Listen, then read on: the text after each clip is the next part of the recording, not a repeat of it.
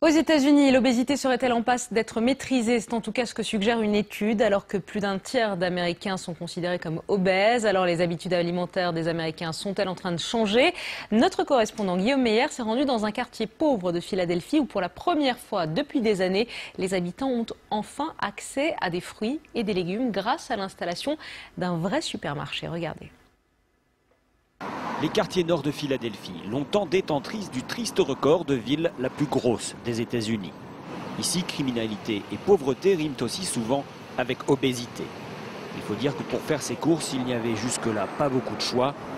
Fast-food et poulets frits régnaient en maître sur l'alimentation. Fin 2009, c'est la révolution. Un supermarché s'installe dans le quartier. Jeff Bickey dirige le magasin. Et il est plutôt fier de son rayon frais.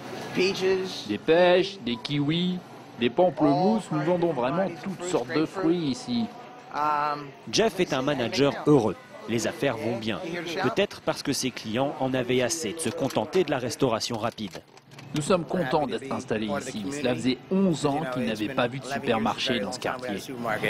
Une salade, des légumes, Antoinette surveille son poids. Et c'est donc un déjeuner parfaitement équilibré qu'elle se prépare. Le supermarché a changé ses habitudes. Je pense que les gens devraient faire plus attention à ce qu'ils mangent.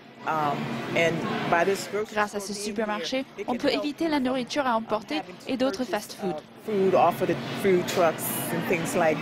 Pour le docteur Gary Foster, qui étudie l'obésité depuis plus de 30 ans, l'ouverture d'un vrai supermarché dans le quartier est une bonne nouvelle. Mais pour lui, ce qui compte encore plus peut-être, c'est l'engagement de Michelle Obama, venue elle-même saluer l'installation du magasin.